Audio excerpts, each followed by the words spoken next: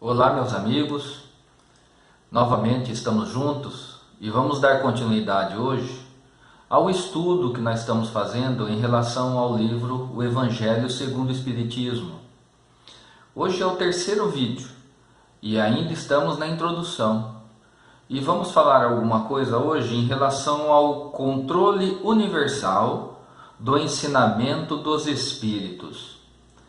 Nessas linhas, na sequência, Kardec explica a respeito do controle adotado pelos espíritos superiores em relação aos ensinamentos que nos foram trazidos, que iniciou a doutrina espírita por meio do livro dos Espíritos, na sequência o livro dos Médiuns, e depois o Evangelho segundo o Espiritismo, que é o objeto do nosso estudo. Tem um parágrafo muito interessante que eu acho que resume bem para nós iniciarmos a nossa reflexão deste momento. Sabe-se que os espíritos, em consequência da diferença que existe em suas capacidades, estão longe de individualmente, essa é uma palavra-chave, individualmente, estarem na posse de toda a verdade.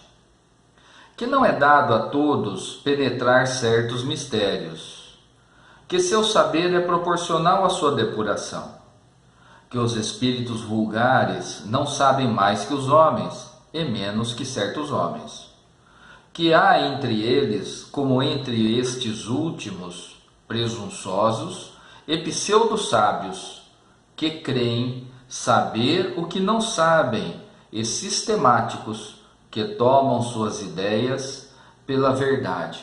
Ou seja, Kardec resume aqui a respeito da maneira como se porta os espíritos desencarnados, que na verdade não são nada mais, nada menos do que os espíritos dos homens que habitaram aqui, este planeta. Então, lógico que assim como nós enxergamos aqui ao nosso lado homens, que tem uma postura de grande conhecimento, mas na verdade são os chamados pseudo-sábios, ou seja, acha que sabe alguma coisa, acha que domina o conhecimento de determinado assunto, acha que só ele tem a razão e acha ser o dono da verdade. Assim também existem espíritos desencarnados que continuam tendo essa mesma postura. Então, diante desse conhecimento, um princípio básico é adotado na doutrina espírita. Não é porque a informação veio de um espírito que essa informação é absolutamente verdadeira. Essa é uma prudência que nós precisamos ter. Deixar de lado as ilusões e achar que porque uma informação foi dada por um espírito, que aquilo é certo, que aquilo é correto. Nós precisamos lembrar que assim como entre nós existem muitos homens de grande inteligência, mas de pouca inteligência, pessoas sérias e pessoas desonestas, desencarnados também existem nessa mesma situação. Espíritos desencarnados que gostam de trazer informações equivocadas, que vai trazer sofrimento e dor. Então, não é porque a informação veio de um espírito desencarnado que ela é verdade, que ela é absoluta. Então, nós precisamos ter um bom senso, um equilíbrio diante da filtragem dessas informações que nós recebemos. E Kardec deixa claro aqui que ele utilizou essa filtragem como sendo um dos métodos de controle universal desses ensinamentos. Na sequência, Kardec fala a respeito da razão, a necessidade de avaliarmos as informações que nos são trazidas pelo crivo da razão. Kardec colocou isso também como princípio nesse trabalho grandioso que ele realizou. O primeiro controle é, sem contradita, o da razão, ao qual é preciso submeter, sem exceção, tudo que vem dos espíritos, Toda teoria em contradição manifesta, com bom senso, com uma lógica rigorosa e com os dados positivos que se possui, com qualquer nome respeitável que esteja assinada, deve ser rejeitada. Olha só a prudência de Kardec. Porque, queira ou não queira, meus irmãos, existem do lado de lá espíritos que se passam por nomes, por grandes personalidades, para colocar um caráter de verdade em suas informações quando são transmitidas para nós.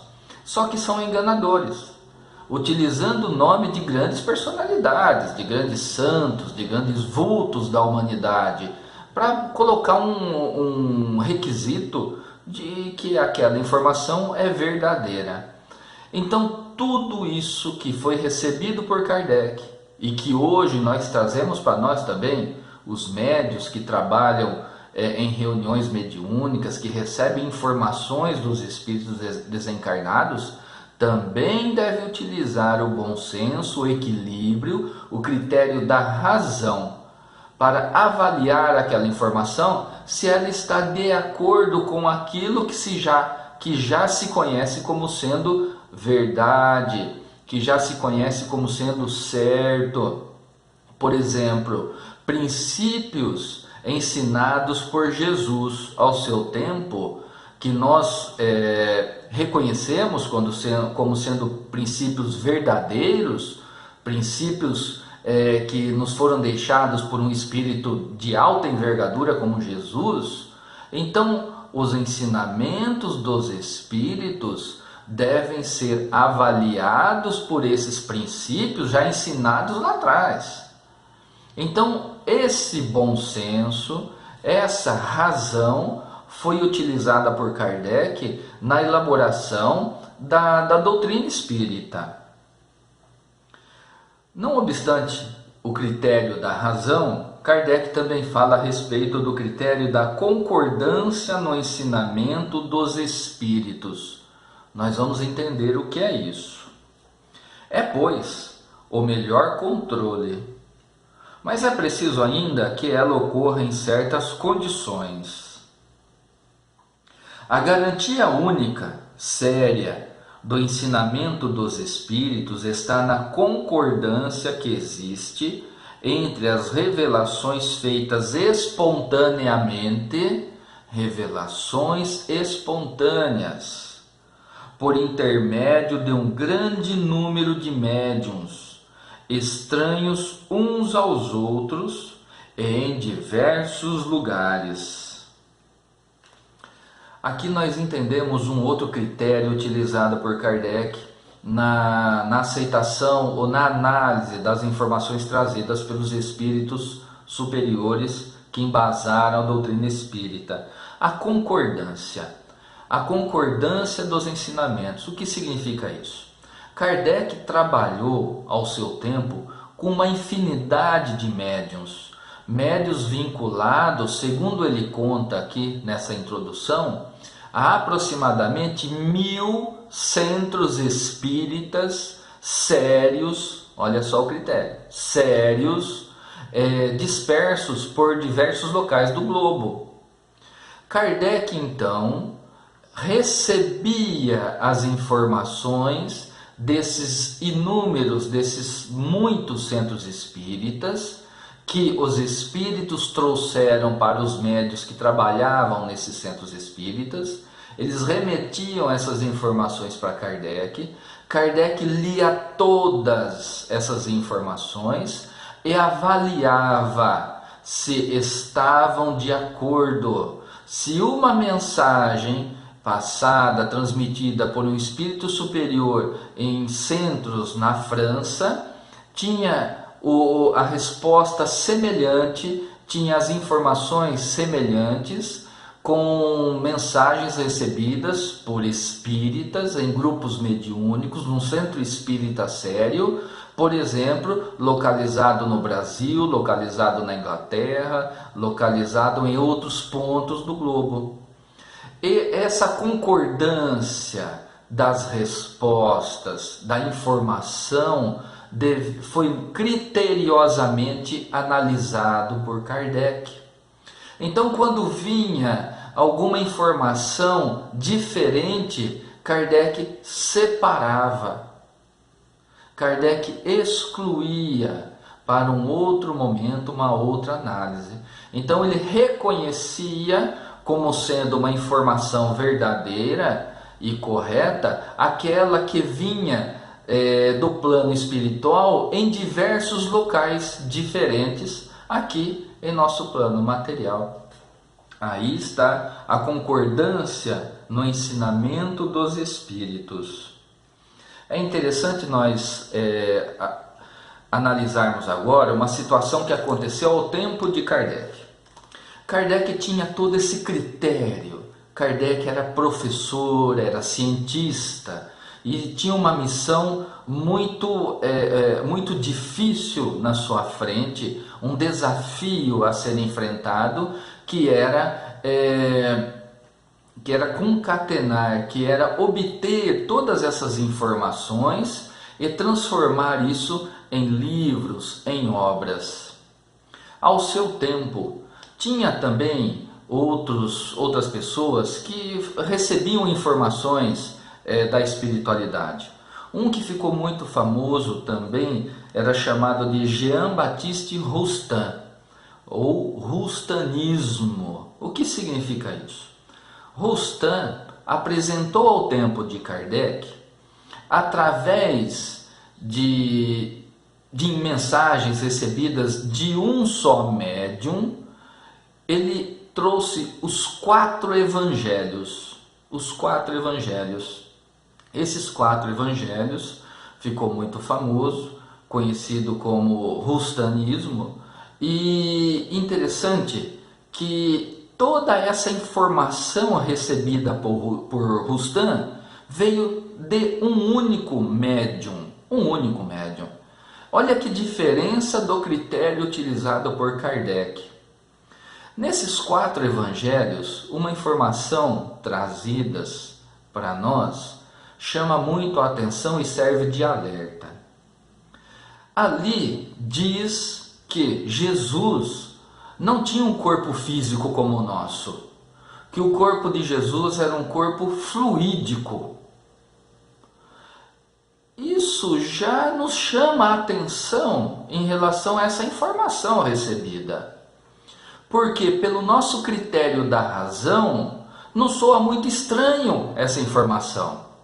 Como que Jesus, um espírito superior, que veio aqui para nos ensinar, ele viria de uma maneira diferente, contrariando as leis da natureza que o Pai criou para todos nós, todos iguais, porque todos nós nascemos aqui neste plano através de um corpo material herdado pela genética do pai e da mãe. Jesus teria um corpo fluídico, ou seja, que toda a dor e o sofrimento que Jesus teria passado com as agressões, com a crucificação, que elas não seriam verdadeiras. Aí eu fico pensando, então se realmente o corpo de Jesus fosse fluídico, todo o sofrimento de Jesus teria sido encenação? Olha como foge da nossa razão. É lógico que Jesus não iria vir aqui contrariando as leis de Deus, nunca, se ele veio para nos dar o exemplo. É lógico que o corpo de Jesus era um corpo material igual ao nosso, e que ele veio a este plano material da mesma maneira como nós todos viemos. Então, essa informação contida através do Roustanismo, né, nos 4 evangelhos apresentados por Roustan, só essa informação já serve de critério para que tudo aquilo seja rejeitado. Como que pode uma informação dessa natureza, de algo tão sério assim, ser trazido por um único médium, através de um único questionador, Rustam, e ser aceito como verdade, foge à nossa razão. Isso contraria totalmente o critério utilizado por Kardec. Toda a informação recebida por Kardec, foram utilizados mais de 1000 centros espíritas em diversos pontos do globo.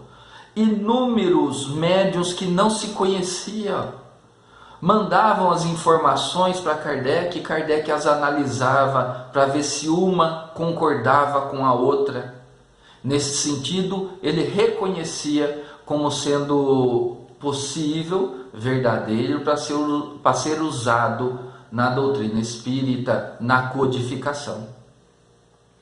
Então nós percebemos desta maneira que outras maneiras, outras formas, outras informações foram trazidas também por espíritos desencarnados, mas passando pelo critério da razão, da concordância das informações, passando pelo critério do bom senso com os ensinamentos anteriores já recebidos, nós temos que descartá-las. Esse é um só exemplo. Então nós vemos aqui a grandeza do ensinamento de Kardec e o seu critério para nos trazer e materializar assim os ensinamentos dos espíritos superiores. Olha nesse trecho o que ele diz: foi esta unanimidade que fez cair todos os sistemas parciais que despontaram na origem do espiritismo. Kardec aqui está se referindo a esses outros sistemas. Eu citei um exemplo, rustanismo, mas outros também. Só que todos caíram. Por quê? Porque não tinham base, não tinham princípios fortes, critérios estabelecidos de maneira rigorosa para se reconhecer aquele ensinamento recebido como verdadeiro.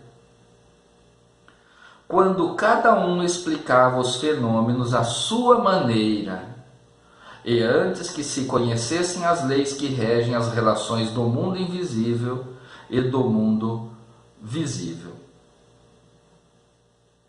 Nossa opinião não é, aos nossos próprios olhos, senão uma opinião pessoal, que pode ser justa ou falsa, porque não somos mais infalíveis que um outro. Kardec reconhece, então, que ele tinha que tomar muito cuidado com essas informações que ele estava recebendo, que ele não podia influenciar com o seu ponto de vista aquele conhecimento que chegava até ele. Olha só o critério utilizado por Kardec. Ele tinha esse cuidado de não permitir que o seu ponto de vista influenciasse naquele conhecimento que estava recebendo. Então ele estabeleceu todo esse método para formalizar, para colocar no papel, em obras dos ensinamentos trazidos para nós. Então nós reconhecemos até aqui o trabalho grandioso feito pelo professor Kardec e que resultou nessa grandiosidade que é a doutrina espírita. Mas lembrando que nós já falamos, o objetivo do nosso estudo é a análise do comportamento moral, dos ensinamentos morais que nos foi trazido pelos Espíritos em complementação aos ensinamentos morais de nosso Mestre Jesus, para que dessa maneira tenhamos condições de analisar a nossa conduta íntima, os nossos pensamentos, aquilo que nós acreditamos estarmos certos e verificar se realmente estamos certos e se realmente aquilo é o ensinado por Jesus. E assim nós vamos tomando cuidado de pautar o nosso comportamento em relação aos ensinamentos do Cristo. Meus amigos, agradeço imensamente a mais esta oportunidade. Reflitam em relação a esse estudo que nós estamos fazendo.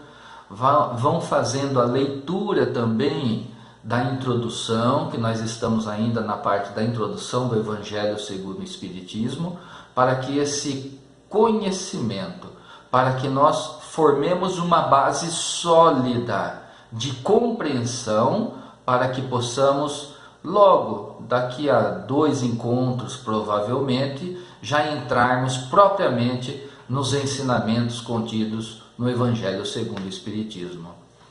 Vamos elevar o pensamento? Mestre amigo, nos abençoe e nos fortaleça. Que possamos manter o nosso propósito de estudo e que esse estudo reflita em nosso comportamento o aprendizado que nós estamos tendo e que assim tenhamos condições de nos tornar pessoas melhores, mais humildes, mais compreensivas, menos violentas e que dessa maneira possamos exemplificar os ensinos do Senhor. Assim seja. Meus irmãos, até o nosso próximo encontro. Um abraço, fiquem na paz do nosso Mestre Jesus.